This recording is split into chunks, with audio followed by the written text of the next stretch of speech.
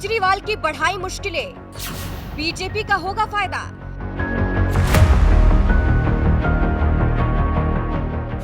एक तरफ एनडीए, दूसरी तरफ इंडिया और इन सब से अलग मायावती, जो कि अकेले चुनाव लड़ रही है। यानी मायावती किसी के साथ भी नहीं है, लेकिन इसके बावजूद उनका नाम किसी न किसी पार्टी से जुड़ता ही रहता है, कभी बीजेपी तो कभी कांग्रेस। लेकिन असलियत यही है कि वो किसी के साथ नहीं है, लेकिन फिर भी किसी भी पार्टी के मुद्दे पर वो खुलकर अपनी बात जरूर रखती है। जैसे अभी मायावती ने केजरीवाल को ऐसा झटका दिया है जिससे बीजेपी को फायदा होगा। चलिए आपको भी बताते हैं क्या है पूरा माजरा।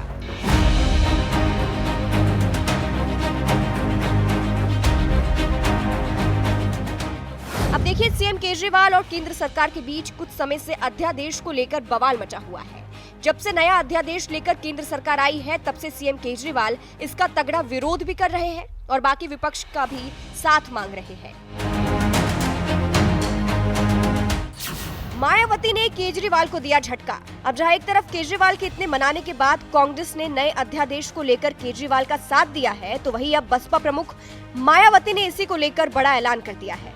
हिंदुस्तान की एक रिपोर्ट के मुताबिक मायावती की पार्टी बसपा ने फैसला लिया है कि वो दिल्ली वाले अध्यादेश पर वोटिंग और चर्चा से दूर ही रहेगी। इस तरह बसपा ने इस मामले में किसी का भी पक्ष न लेने की बात कही है, लेकिन इससे अप्रत्यक्ष तौर पर अरविंद केजरीवाल को ही झटका लगेगा।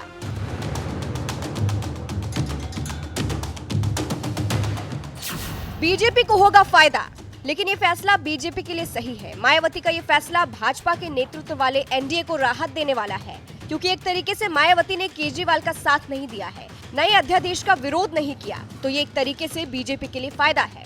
आपको ये भी बता दें, बसपा से जुड़े एक सूत्र ने कहा है कि पार्टी ने संसद की कार्यवाही से ही उस दौरान दूर रहने का फैसला लिया है जब दिल्ली वाला बिल पेश किया जाएगा।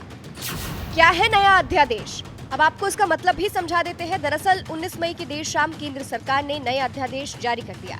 अध्यादेश के तहत किसी भी अधिकारियों के ट्रांसफर और पोस्टिंग से जुड़ा अंतिम निर्णय लेने का हक उपराज्यपाल को वापस दे दिया जाएगा। यानी अब उपराज्यपाल अधिकारियों की पोस्टिंग या ट्रांसफर करवाएंगे, और इसी का विरोध आम आदमी पार्टी कर रही है। केजरीवाल का कहना है कि केंद्र सरकार का लाया गया ये अध्यादेश गैर कानूनी, गैर संवैधानिक और जनतंत्र के खिलाफ है। और अब मायावती ने भी इस पर अपना स्टैंड क्लियर कर दिया है कि वो किसी के साथ भी नहीं है। बात मायावती की करें तो उन्होंने शुरू में ही कह दिया था कि वो किसी के साथ गठबंधन नहीं करेंगी और अकेले ही चुनाव लड़ेंगी। फिलहाल अंत में आपको मायावती का वो बयान सुनाते हैं जिसमें वो कांग्रेस और बीजेपी दोनों पर निशाना साध रही है। इस खबर पर आपकी क्या राय है, कमेंट करके जरूर बताइएगा। देश में लोकसभा में चुनाव होने का समय अब बहुत नजदीक आ गया है, जिसके चलते सत्ताधारी गठबंधन व विपक्षी गठबंधन की अर्थात एनडीए व परिवर्तित किए गए यूपीए की बैठकों का भी काफ़ी दौर चल रहा है।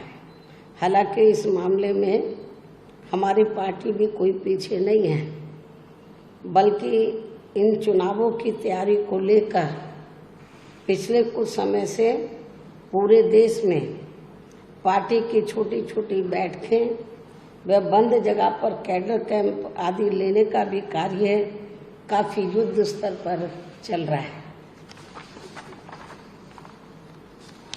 और इतना ही नहीं, बल्कि अब एक तरफ सत्ता पक्ष का एनडीए अपनी फिर से पूर्ण बहुमत की सरकार बनाने के लिए अपनी दलीलें दे रहा है, तो वहीं दूसरी तरफ विपक्षी गठबंधन यहाँ सत्ताधारी एनडीए गठबंधन को इस बार चुनाव में मात देने के लिए उनकी नीतियों व कार्यशैली आदि का काफ़ी विरोध कर रहा है, जिसमें बीएसपी भी कोई पीछे नहीं है। जबकि सत्ताधारी पार्टी व विपक्षी पार्टियों के बने गठबंधन के बारे में सच्चाई तो ये है कि यहाँ वर्तमान में विपक्षी गठबंधन के प्रमुख दल कांग्रेस पार्टी ने आज़ादी के बाद शुरू में केंद्र व अधिकांश राज्यों में भी अपने लंबे अरसे रहे शासनकाल के दौरान अपनी हीन व जातिवादी एवं पूंजीवादी मानसिकता को त्याग कर यदि देश व आम जनहित में तथा कमजोर वर्गों के हितों में भी पूरी ईमानदारी से कार्य किया होता और विशेषकर कमजोर वर्गों के हित व कल्याण के मामले में परम पूज्य बाबा साहब डॉक्टर भीमराव अंबेडकर की सलाह को भी मान लिया होता,